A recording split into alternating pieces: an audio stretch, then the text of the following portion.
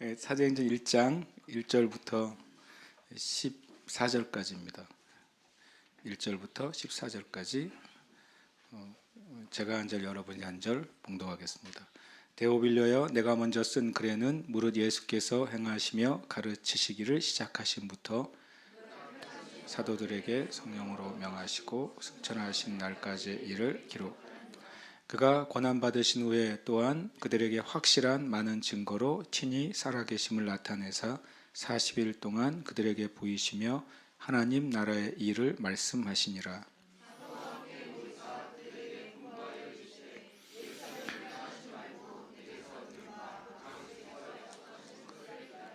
요한은 물로 세례를 베풀었으나 너희는 몇 날이 못되어 성령으로 세례를 받으리라 하셨느니라.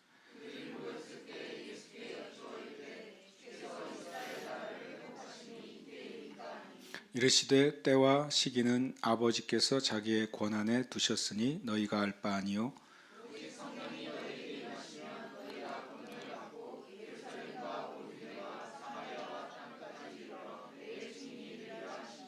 이 말씀을 마치시고 그들이 보는데 올려져 가시니 구름이 그를 가리어 보이지 않게 하더라.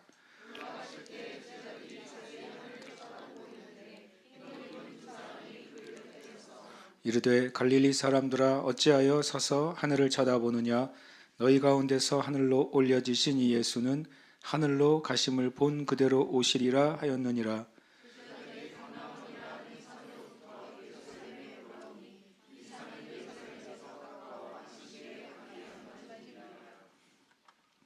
들어가 그들이 유하는 다락방으로 올라가니 베드로, 요한, 야고보, 안드레와 빌립, 도마, 바돌로메, 마테와 및 알포의 아들 야고보, 셀로신 시몬, 야고보의 아들 유다가 다 거기 있어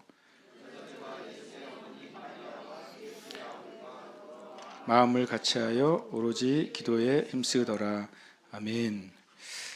제가 오늘 내일 이제 사도행전 말씀을 좀 함께 나누고 싶은데, 그것은 이제 사도행전은 신약 교회의 신약 교회가 탄생하는 배경과 그 탄생한 그 과정과 또 탄생 이후에 일이 기록되어 있는 신약 교회의 첫 역사죠.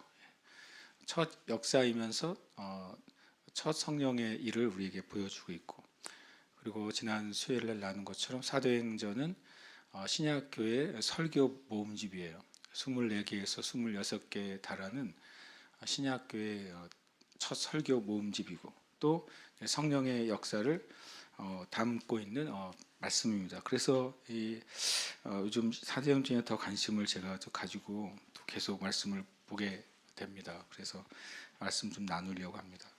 우리가 예수 그리스도의 그 죽으심과 부활이 우리에게 가장 근원적이고 가장 중요한 사건이잖아요. 보통 그때를 주 한 33년 경으로 봅니다. 또 주 30년으로 보기도 합니다. 왜냐하면 예수님이 태어난 그 해를 우리가 이제 예수님이 태어난 것을 기준으로 AD와 BC라는 표현을 쓰잖아요. 예수님이 태어나기 전을 BC, 그것이 이제 Before Christ잖아요.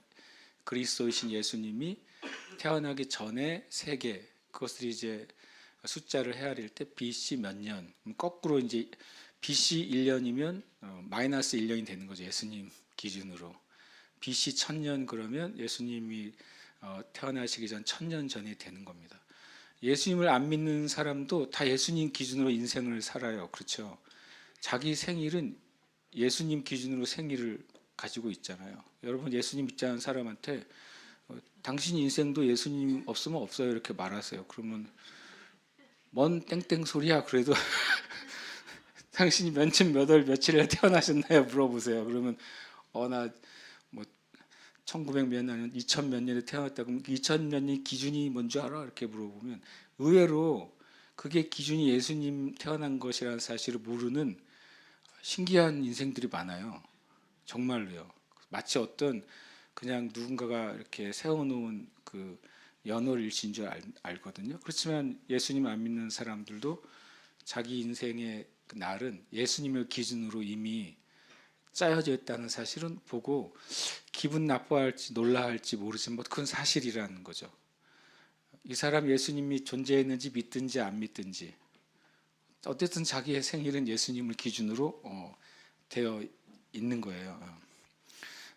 그러니까 이제 이 예수님이 태어난 날을 정확히는 실은 요즘에 그런 기준을 한다면 BC 한 5년 정도로 봅니다. 5년에서 4년, 또 6년으로 보는 학자도 있어요. 근데 제가 가끔 말씀드렸지만 역사를 헤아리는 일이 약간 아이러니한 게 AD 1년, 이제 예수님 태어난 이후를 AD 1년이라고 하는데 AD는 아노 도미니라는 라틴어예요. 아노 도미니는 우리 주님의 시대라는 뜻이에요. In the age of our Lord 이렇게 되는 거죠. 우리 주님의 시대가 시작이 됐다. 그래서 재밌죠. BC는 영어로 해놓고 AD는 라틴어로 해놨어요. 왜 이렇게 했는지 모르겠어요. 어쨌든 AD 우리가 AD라고 사람 다 쓰잖아요. AD가 뭔지 물어보세요. 그러면 몰라. 그러면 이게 AD가 예수님이란 뜻이야라고 알려줘야 돼요. AD 1900년도. AD 우리는 AD 2025년이잖아요. 우리 주님의 시대 2025년인 거예요. 참 은혜롭잖아요. 그냥 날짜 자체가 그렇게 진행이 되는 겁니다. 근데 그렇게 이제 BC 한 6년에서 4년 사이에 실제로 태어난 걸로 봅니다. 그렇게 보면 역사의 오차가 좀 생기는데 AD 1년이 존재할 거 아니에요. AD 0년은 존재합니까? 존재하지 않죠. 그럼 BC 예수님 태어나기 BC 1년은 역사 기록이 있어요. 역사에 0년이라는 기록은 없잖아요. 그러면 실제로 계산할 때 몇 년이 없어지는 거예요? 2년이 없어지죠. 두 칸이 없어지는 거잖아요. 우리가 그냥 산수에서 19, 8, 7, 6, 5, 4, 3, 2, 1, 0, 마이너스 1, 마이너스 2, 마이너스 3 이렇게 쓰잖아요. 그러면 애들 이제 선에다 거놓고 치면 두 칸이 없어지는 거예요. 1년에서 마이너스 1년으로 가니까. 그러니까 예수님이 BC 한 5년, 4년경 태어났다고 치면 거기서 2년 딱 빼면 예수님이 십자가에 달려 죽으신 해는 한 30년 정도가 됩니다. 30년 정도 어느 정도는 이제 좀 이제 합리적인 날짜이라고 생각이 들어요. 그런 의미에서 볼 때. 그래서 주 30년이라고 하는 분들은 그냥 예수님 기준으로 AD가 시작됐다 이렇게 보는 거고, 조금 이제 이런 전후 사정을 좀 이해한 분들은 주후 30년 정도. 그리고 뭐 이제 로마의 기록을 근거를 한다면 30년 정도가 어느 정도 맞을 것 같아요. 제가 이렇게 길게 하냐면, 그러면 성경의 역사, 사도행전의 역사는 언제 시작이 된 거예요? 예수님이 십자가에 죽으신 해에 또 부활하셨잖아요. 그리고 그것만큼 중요한 사건은 그 죽으시고 부활하신 해에 교회도 생겼어요. 그렇죠? 그러니까 AD 30년 엄청 중요한 해인 것입니다. 주님이 십자가에 죽으신 역사적이고 영적이고 우주적인 해이고, 그 해에 부활하시고 그 해에 또 교회가 생겼어요. 오순절이 일어나고. 그러니까 참 놀라운 해가 되죠. 그리고 스데반의 순교는 31년 또는 32년 정도로 봅니다. 그건 약간 역사가 될 따라서 사랑이 좀 다르긴 합니다. 그래서 바울의 회심도 한 34년 정도로 봐요. 34년 정도.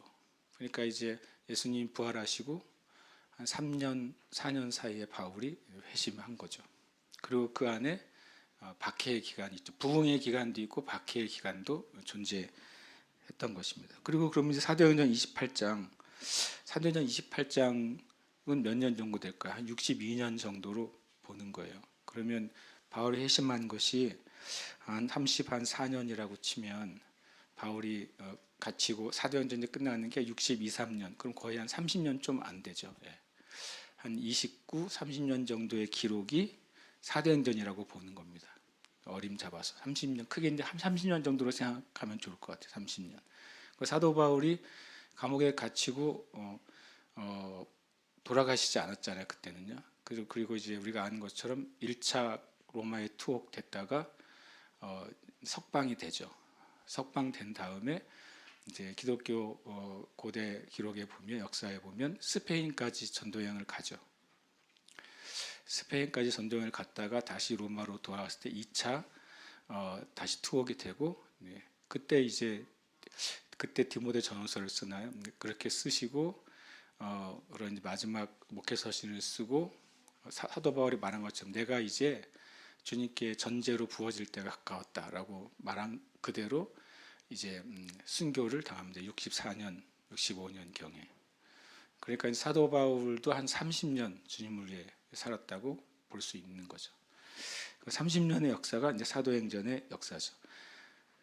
사복음서의 역사는 3년, 3년 반의 역사고 사도행전의 역사는 한 30년 역사로 보는 거죠. 그러니까 초대교회의 역사는 30년이었던 거예요. 우리가 성경 안에 나와 있는 30년의 역사. 30년간에 하나님이 성령을 통해서 엄청 놀라운 일을 행하셨던 것을 우리는 성경을 통해서 살펴보는 거죠. 1절에 보면 이렇게 되어 있습니다. 데오빌러여, 내가 먼저 쓴 글에는, 먼저 쓴 글이 뭡니까? 이게 누가복음이죠. 내가 먼저 쓴 글, 이게 누가복음입니다. 누가복음의 내용을 요약을 합니다.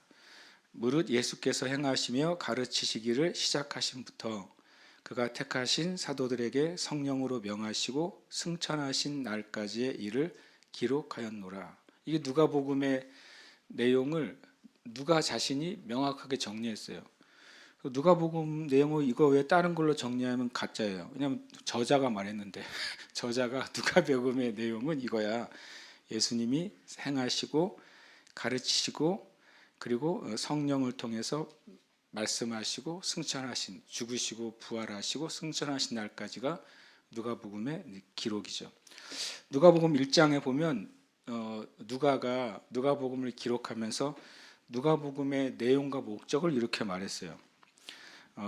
2절에 보면 처음부터 목격자와 말씀에 일꾼된 자들이 전하여 준 그대로 내력을 저술하려고 붓을 든 사람이 많은지라 그 모든 일을 근원부터 자세히 미루어 살핀 나, 이게 누가죠. 나도 데오빌로 각하에게 차례대로 써보내는 것이 좋은 줄 알았노니 이는 각하가 알고 있는 바를 더 확실하게 하려 함이로라.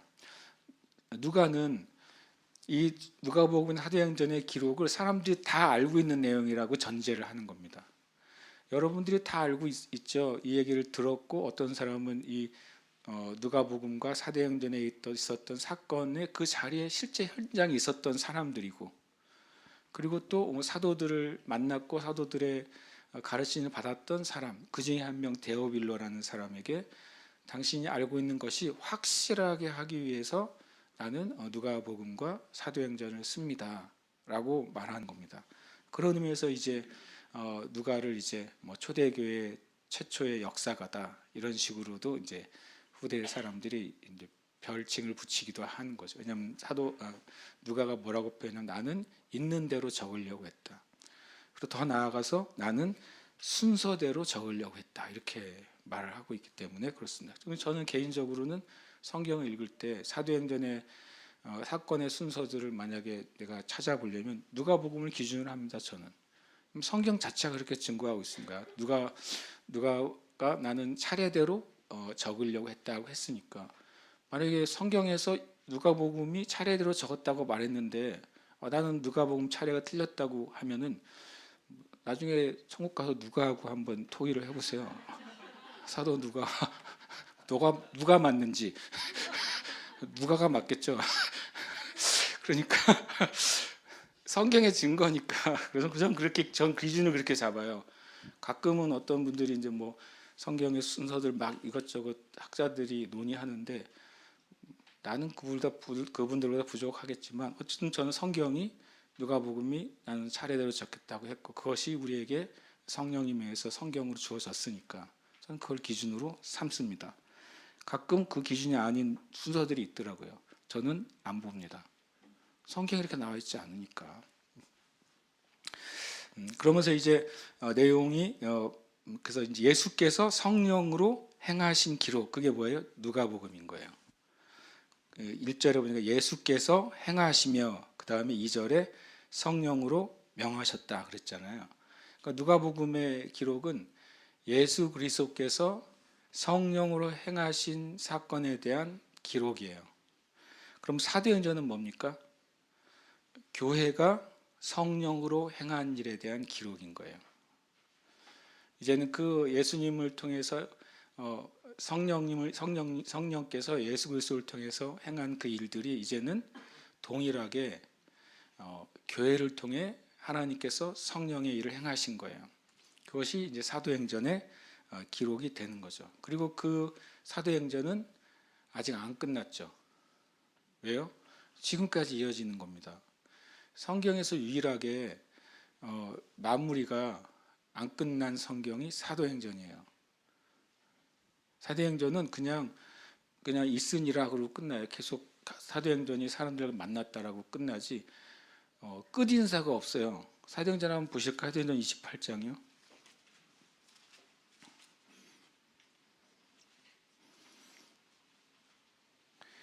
사도행전 28장 30절 31절 찾아보십시오. 사도행전 28장 30절 31절 함께 읽겠습니다. 바울이 온 이태를 자기 셋집에 머물면서 자기에게 오는 사람을 다 영접하고 하나님 나라를 전파하며 주 예수 그리스도에 관한 모든 것을 담대하게 거침없이 가르치더라. 이게 끝이에요. 안 끝난 거예요. 계속 연결되는 거죠. 전에 하나님 나라에 먼저 가신 하영조 목사님이 사도행전 29장이라고 맨날 얘기했잖아요. 우리가 사도행전 29장이다. 지금의 교회가 사도행전 29장이다. 그래서 교회가 성경을 쓰는 교회가 아니라 사도행전 29장을 쓰는 교회. 하나님이 오실 때까지는 사도행전이 쓰여지는 거다. 저는 그 말에 참 마음으로 동의가 되죠. 성경에 끝나지 않는 성경은 사도행전이에요. 왜냐하면 우리가 그 안에 있기 때문에 그렇습니다. 저와 여러분도 그 사도행전을 좀 유의 있게 볼 필요가 있다라고 생각합니다. 그러면서 3절에 말합니다. 그가 고난 받으신 후에 또한 그들에게 확실한 많은 증거로 친히 살아계심을 나타내사 40일 동안 그들에게 보이시며 하나님 나라의 일을 말씀하시니라. 사도 누가죠. 누가도 사도 중에 한 명입니다. 누가가 이렇게 말합니다. 누가가 복음에 대해서 얘기할 때 복음의 내용을 예수께서 성령으로 행하신 일인데 그것을 또 뭐라고 얘기하고 있냐면 고난 받으신 후에 살아계심을 나타내셨다는 거죠. 그러니까 복음의 두 줄기는 바로 예수 그리스도의 고난과 예수 그리스도의 부활이에요. 복음은 십자가와 부활이 합쳐져야 온전한 복음입니다. 십자가만 복음이라고 전하는 것은 완전한 복음이 아닙니다. 예수님이 죽으신 것이 중요한 사건이지만 다시 살아나지 않았다면 죽으심은 무의미해져요. 그냥 다른 사람의 죄를 짊어지고 죽은 희생하신 예수님밖에 안 돼요. 예수님 부활하지 않으셨으면 예수님이 죽으심으로 주신 죄사함과 또 거듭남과 은혜는 우리에게 오지 않았을 것입니다. 그러나 예수님이 부활하셨기 때문에 예수님이 사망의 권세를 밟으시고 부활하셨기 때문에 예수님이 십자가로 이루신 죄사함, 십자가로 이루신 그 거듭남의 은혜가 우리에게 오게 됐습니다. 모든 사도들은 이것이 유일한 기준이에요. 복음의 기준은 예수 그리스도의 고난의 십자가, 죽으심, 그리고 부활하셔서 살아계심. 부활한 사건도 그냥 부활하셨어가 아니라 지금 살아계신다는 게 중요한 겁니다. 그러니까 누가가 정확하게 말했죠. 고난 받으시는 것과 지금 살아계시다는 거예요. 그것을 우리에게 보여주셨고, 그러면 살아나신 주님이 우리에게 하신 내용, 하신 말씀이 뭐라고요? 하나님 나라의 일이에요. 그러니까 우리에게 복음의 중심은 십자가와 부활이라는 사실을 우리가 기억해야 되고, 십자가와 부활을 통해서 예수 그리스도께서 이 땅에 풀어놓기를 원하는 진리는 뭐냐면 하나님 나라예요. 하나님 나라. 하나님의 나라의 일들을 40일 동안 이 사도들이 들은 것이죠. 왜 만약에 예수님께서 공생의 기간 동안에 계속 천국 말씀을 하셨지만 그것을 제자들이 깨닫지 못했습니다. 왜냐하면 마태복음의 중간중간에 이런 표현이 있어요. 또 복음서 중간중간에 주님께서 부활하신 후에야 제자들이 이것이 그런 뜻이었다는 사실을 깨닫게 되었다, 이런 표현이 있어요. 깨닫게 된 과정은 두 가지인데요. 부활하신 예수님이 40일 동안 사도들에게 하나님 나라의 일을 어떻게 했다고요? 말씀하셨기 때문이에요. 말씀하셨다고 해서 그들이 깨달았느냐? 못 깨달았어요. 그러면 목사님이 그걸 어떻게 알아요? 이렇게 말할 수 있잖아요.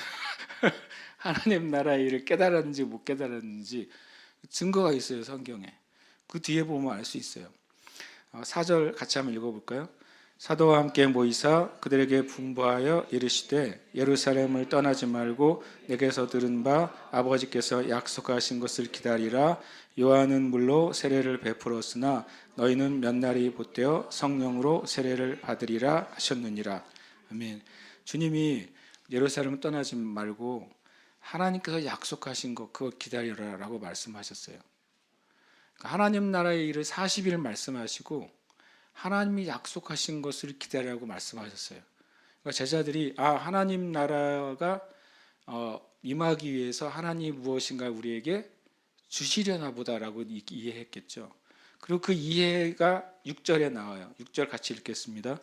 그들이 모였을 때 예수께 여쭈어 이르되 주께서 이스라엘 나라를 회복하심이 이때니까 하니.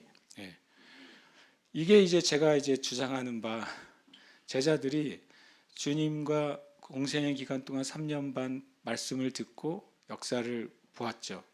그리고 주님 말씀하신 대로 예수님이 모든 인류의 죄를 지시고 죽으시고 부활하는 사건을 보았어요. 그리고 40일 동안 하나님 나라에 대한 놀라운 비밀을 들었어요.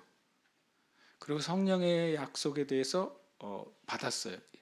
하나님이 약속하신 것이 성령인 줄 몰랐어요. 그죠? 몰랐습니다. 그게 어떤 현상인지도 몰랐고 성령이 임하시는 게 뭔지 몰랐어요. 경험을 못 해봤기 때문에. 근데 또 하나 뭐가 있었냐면 이 말씀을 들었음에도 불구하고 그들은 이 모든 일의 결과가 뭐라고 생각한 거예요? 이스라엘 나라가 회복하는 것이라고 생각했어요. 그러니까 12사도도 하나님 나라를 무엇과 동일시한 거예요? 이스라엘이라는 나라와 동일시한 겁니다. 지금 현대 유대인들도, 현대 정통 유대인들, 시오니스트라고 불려지는 시온주의자들이라고 불려지는 유대인들도 뭘 생각해요? 하나님의 나라는 뭐라고요? 이스라엘이에요. 이스라엘이 하나님의 나라입니다. 이스라엘의 회복이 하나님 나라의 회복이에요. 제자들도 그렇게 생각했어요. 12사도도, 여기 11사도죠. 가룟유다가 없어진 11사도도 질문이 그거예요. 다 듣고 여러분이 4절까지만 경험했으면 완전히 엄청나지 않겠어요? 그런데도 뭐라고 이해했다고요? 주님이 부활하셨고 하나님 나라의 비밀을 엄청 들었어요. 40일 동안. 그리고 예루살렘을 떠나지 마라. 하나님이 약속한 그게 임할 거야. 그러니까 하는 답이 뭐예요? 드디어 이스라엘 나라가 회복됩니까? 드디어 이스라엘이 회복됩니까? 그들은 구약의 예언도 어떻게 이해한 거예요? 구약의 선지자들의 모든 예언도 이스라엘이라는 나라와 민족이 어느 때를 기준으로 회복되는 거? 다윗 시대요. 다윗 시대를 기준으로 나라와 주권과 땅과 영광이 회복되는 것이 바로 모든 구약의 선지자들이 말한 예언의 성취라고 봤어요. 누구들도요? 사도들도. 그게 이제 제가 표현하면 이제 이런 걸 요즘 하면 신학적인 오류죠. 성경을 읽지만, 성경을 알지만, 가르침을 받았지만, 그리고 성경을 자세히 알지만 결과에 대한 오류가 생긴 거예요. 분명히 그 사도들은 오류를 가지고 있었습니다. 그때 예수님께서 그게 아니야 라고 말씀하지 않았어요. 왜냐하면 그게 아니야 라고 말한 데서 이해할 수 있는 게 아니기 때문에 그래요. 하나님의 나라는 지식이나 이해나 신학이 아니기 때문에 그래요. 그들이 오순절을 경험하기 전까지는 주님이 말씀하신 수많은 하나님 나라의 비밀이 잠겨진 상태인 거죠. 내가 보물단지를 가지고 있지만, 금고를 가지고 있지만 열쇠는 없는 거예요. 금고 안에 엄청난 하나님의 것이 담겨져 있지만 가지고는 있어요. 주셨으니까. 그러나 열리지 않은 채는 아직은 열리지 않은 것입니다. 그러니까 주님이 다른 그것이 틀렸어라고 말하지 않으시고 7절에 때와 시기는 아버지께서 자기의 권한을 주셨으니, 여기서 때와 시기도 사도들은 뭐로 이해했을까요? 그래서 이스라엘 나라의 회복으로 이해했죠. 우리는 은혜롭게 때와 시기를 뭐로 이해해요? 재림으로 이해하잖아요. 그리스도인들 100명 중에 100명은 7절 그 퀴즈, 성경 퀴즈, 때와 시기는 무엇을 이룰까요? 다 틀려. 사도들은 그렇게 이해하지 않았어요. 제 말이 맞죠? 이스라엘 나라가 회복된다는 걸 이해한 거예요. 그런 개념으로 보면 유대인들의 개념으로는 1948년 당답이 끝난 거예요. 나라가 회복됐잖아요. 독립됐잖아요. 조금 남긴 했죠. 아직 좀 다윗 시대만큼 땅은 회복은 안 됐지만 조금 남긴 했지만, 그래서 이스라엘 사람, 지금 유대인들이 트럼프 대통령이 엄청 열광하잖아요. 왜요? 트럼프 대통령이 말했잖아요. 가자 지구에 있는 사람 요르단, 이집트로 다 이주시키고 거기 완전히 그냥 평화로운 땅이 되게 하자. 그러면 다윗 시대의 땅이 회복되거든요. 지금 유대인들은 자기네 나라 대통령이 아니지만 여론조사하면 인기가 100%일 거예요. 아마 트럼프 대통령이 인기가, 그런 파격적인 제안을 했으니까. 가자지구 150만 명, 거기 하마스도 있고 막 섞여 있으니까 다 이주시키자. 그리고 그 땅은 공동화하고 그다음에 거기를 세계적인 휴양지로 만들자. 그리고 미군이 들어가겠다. 지금 그렇게 얘기했잖아요. 될 수도 있는 상황이에요. 지금 모르세요? 나만 하는 것처럼 뉴스를 읽으세요. KRM 뉴스를 읽으세요. 엄청난 재앙이죠. 지금 역사적인 전환점이에요. 그 일이 일어났을 때는 중동 전체의 구도가 완전히 뒤집혀지는 상황이 벌어지게 되는 거죠. 어쨌든 사도들까지도 이럴 수 있다. 목회자들도 이런 오류를 가질 수 있다. 신학자들도 오류를 가질 수 있어요. 눈으로 빤히 보면서도 다른 얘기하고 있잖아요. 하나님은, 예수님은 그 얘기하고 있지 않으시는데. 그런데 성령이 임하니까 이게 빵 뚫리는 거예요. 다 주셨는데 우리에게 주셨는데 내 것이 아닌 거잖아요. 묘한 표현이죠. 다 주셨어요. 주님이 부활하심으로 말씀하신 게, 구약에 말씀하신 모든 걸 다 주셨어요. 근데 아직은 내 것이 아닌 거예요.